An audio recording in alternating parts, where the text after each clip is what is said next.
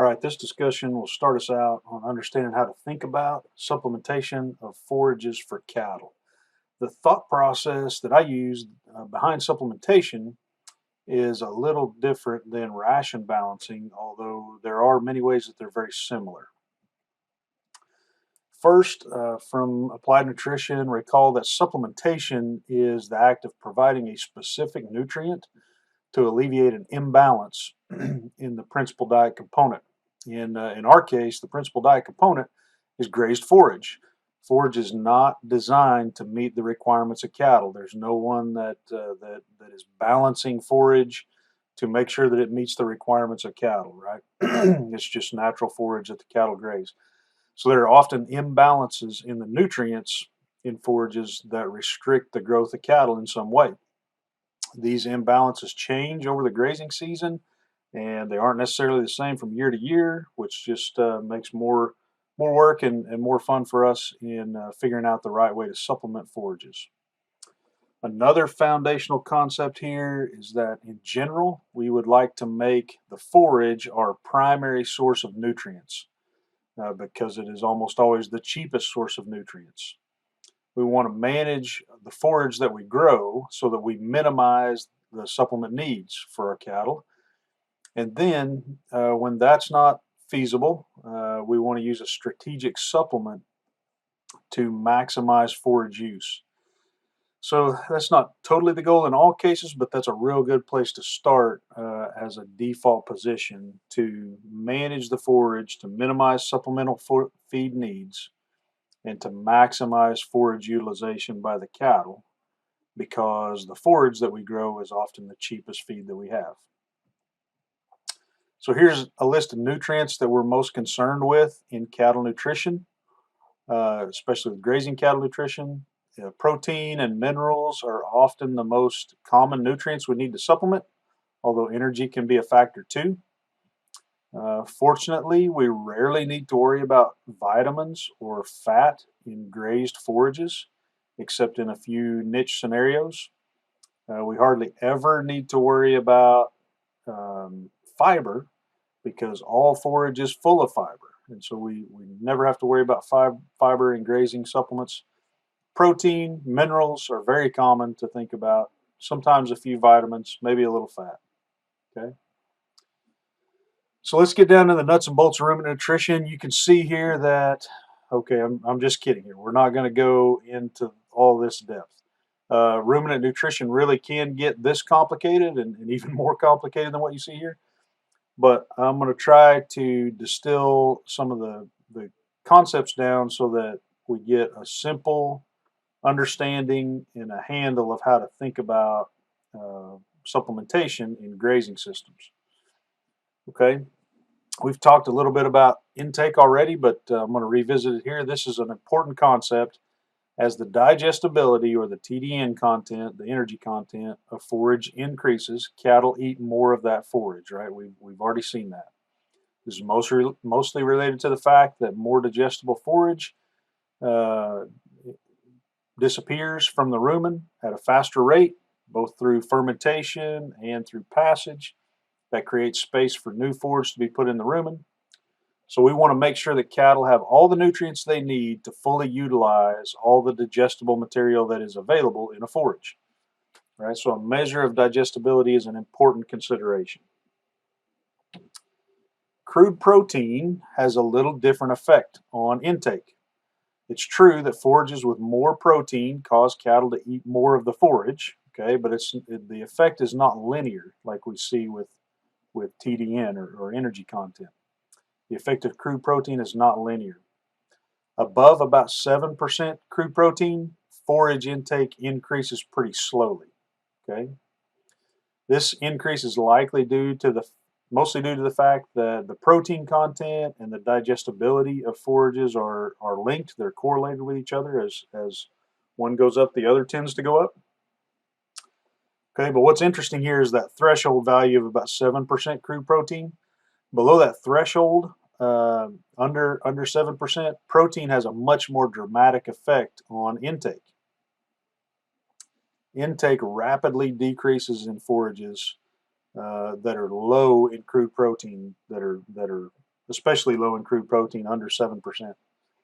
If animals don't eat enough forage, they can't meet their daily nutrient requirements, right? So a measure of forage crude protein is also an important consideration about not only just supplying the protein that the animals need, but also allowing them to meet their intake needs. All right. So protein and energy, which are represented by digestibility, or energy is represented by digestibility or TDN. Protein and energy need to be in balance. Okay. The microbes in the rumen want to ferment the forage and release the energy from it. They use some of that energy to grow and reproduce. That's a good thing for the cow, right? The more bacteria there are in the rumen, the faster they grow, the more energy and nutrients will be available to the cow. But these bacteria require nitrogen to fuel this growth. Without nitrogen, they can't grow, even if there's forage available to ferment. Okay. Further, the amount of nitrogen they need is proportional to the amount of digestible forage that's available. The more digestible forage that's available, the more nitrogen the bacteria need. The nitrogen they need comes from crude protein. This crude protein can come from the forage itself, but if the forage doesn't have enough available, we have to supplement the crude protein. Okay? And remember that forages are not designed to meet the requirements of a cow. No one is out there designing the nutrient content of forages for cows. So we have to be the ones to make up the supplement to correct these imbalances. All right. Here's a way to visualize this relationship. Here we've got the ratio of energy to crude protein. In this case, I've got TDN to crude protein ratio of the forage down here on the x-axis, and I've got that plotted against intake, right? So if there's a lot of crude protein relative to the energy, then the TDN to crude protein ratio will be low. That's this area of the figure. And intake will be high, right? If there isn't enough crude protein for the energy that's available, then the TDN to crude protein ratio is high out on this end of the graph, and intake is low, right? A threshold number to keep in mind is a crude protein to TDN ratio of about 7, maybe 6 to 7, okay? If TDN is less than 6 or 7 times crude protein, then all is good. If the TDN value is more than 6 to 7 times the crude protein value, then intake is probably less than optimal. All right.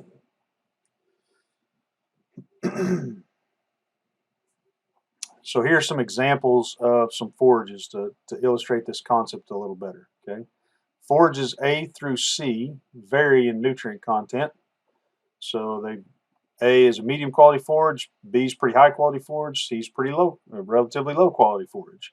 But you can see that the crude protein, TDN to crude protein ratio is about 6 or 7 to 1 in these 3 forages. Okay, so these forages vary in the overall nutritive value that they present to the animal, but they're all 3 pretty well in balance in terms of the protein to TDN ratio.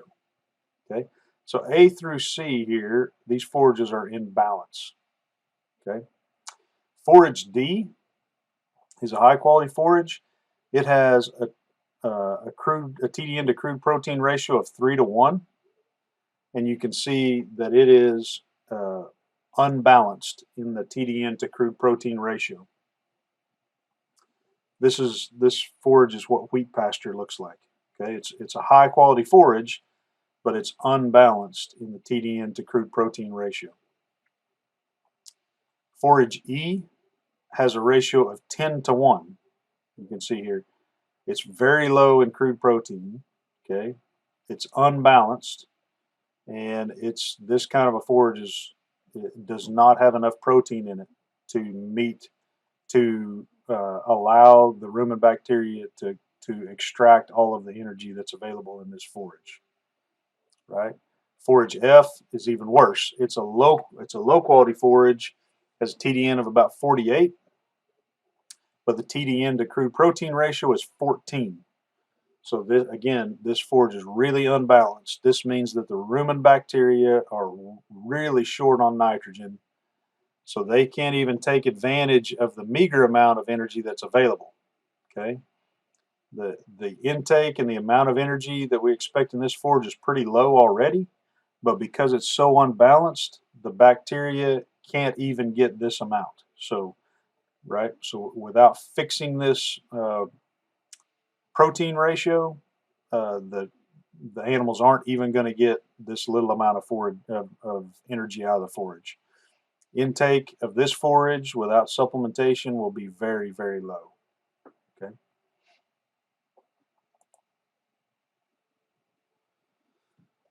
So here's a few reminders. Again, we aren't talking about a balanced diet in the way that many nutritionists might want to use that term.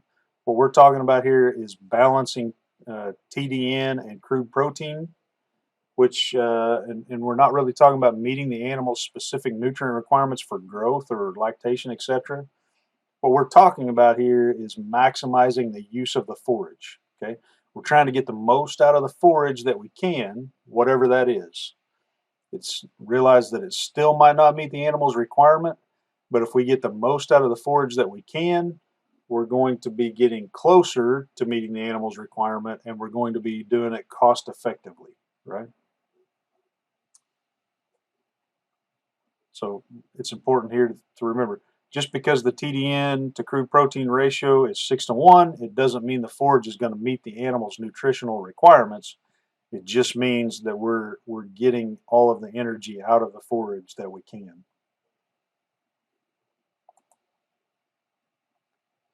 So this is an interesting relationship to get your mind wrapped around. It really helps you to guide you in knowing what type of supplement you should be considering in different forage scenarios. Okay, and so just like in Star Wars, you can remember that. Try to remember that your job as the nutritionist is to bring balance to these forage situations. Okay, so let's talk about a few specific scenarios and show you how to use this concept. Okay, let's take a look at this forage, and what do you think the nutrient content is of this forage? Is this forage low in digestibility or high in digestibility? It's pretty low, right? This is dormant warm season perennial grass. It's about as low as it gets on the forage nutritive value scale. So this is pretty low quality forage, pretty low in energy value. So that's kind of where we're at. So what do you think about the crude protein content of this forage? It's also going to be pretty low, right? So the question, we know it's low. So the question is, what is the TDN to crude protein ratio? Well, if we estimate that the TDN estimate for this kind of a forage is maybe 46% TDN, and the crude protein content is about 4%, that that would be pretty typical, and that would also be indicative of low quality forage. So what's the crude protein, or what's the TDN to crude protein ratio?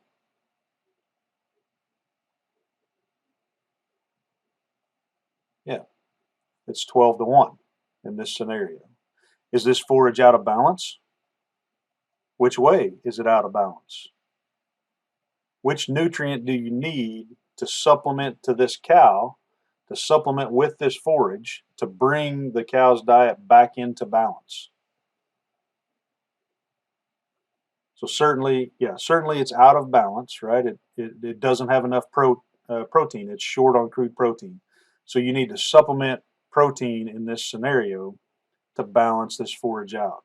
Without extra nitrogen in this scenario, the rumen bacteria won't be able to use the energy that's available in this forage.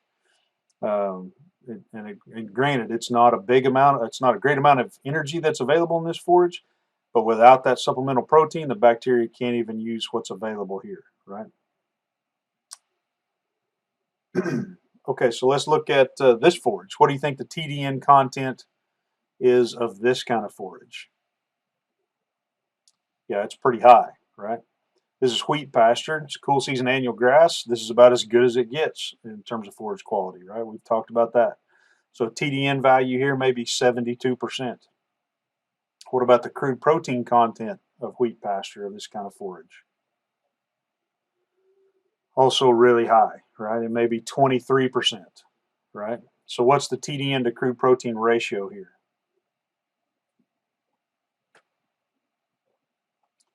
Yeah, it's 3 to 1, right? 3 to 1. So is this forage out of balance? Which way is it out of balance? Which nutrient do you need to supplement to bring it back into balance? Okay. Certainly, this forage is out of balance. It's got excess protein. It doesn't have enough energy to balance the protein. There's more protein available than the bacteria need, right? So actually, a common supplementation program in wheat pasture is to supplement extra energy, and that helps. If you add extra energy into the diet of these cattle, it helps to bring the diet balance, TDN to crude protein balance, back closer to 6 to 1. Actually improves the performance of the cattle, right? In this kind of a scenario, these cattle could use more energy. They don't need extra protein, right? So understanding the TDN to crude protein ratio helps you look at a forage scenario and understand which way you need to be going with the kind of supplement that you want to provide. What about this forage? I'll let you make your guesses, right? You can kind of see what you think about this kind of forage. But to me, this looks like it might be a warm season grass in early summer or midsummer. The TDN to crude protein ratio here is probably near 7 to 1, right? So this forage is probably pretty close to being in balance. Supplementing either protein or energy isn't needed to maximize the use of this forage, right? Hopefully these cattle, if they're just stocker cattle, they don't have super high nutrient requirements, and they're probably doing pretty well on this forage all by itself. So in this case, you don't need to spend any extra money to maximize the use of the forage, right? So I hope that helps you understand a little bit about thinking about where to go with supplementation, and we'll follow up with some lectures on doing a little bit more calculation about understanding the economics of potential supplementation programs. All right, thanks.